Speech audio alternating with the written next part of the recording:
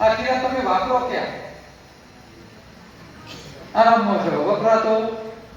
હવે ખોરાક લોહીમાં જાય ને વપરાય નહીં, તો આખી રાત ખોરાક લોહીમાં ભળતો જાય તો લોહી સવાર સુધી જાડું થઈ જાય કે નહીં? અચ્છા, લોહી જાડું થઈ જાય શું થાય? હાર્ટ એટેક આવે. શું થાય?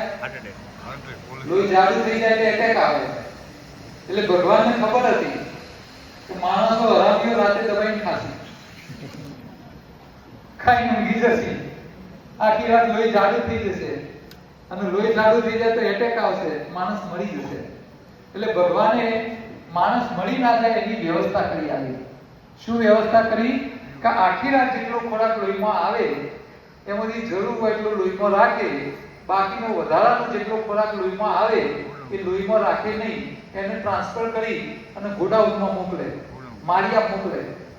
માળિયા ઉપર હોય નીચે ઉપર હોય ને, આપણા શરીરમાં ભગવાને એક માળિયું આપ્યું છે. આ જઠરના ઉપર આ લાલ રંગનું માળિયું છે. આ શું છે? લીવર. શું કહેવાય?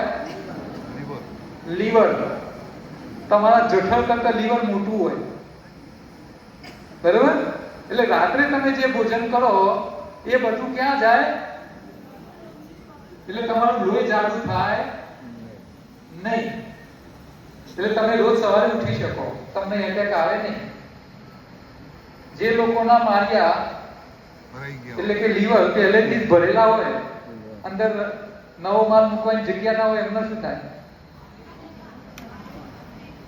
સમજ પડે છે ને? એટલે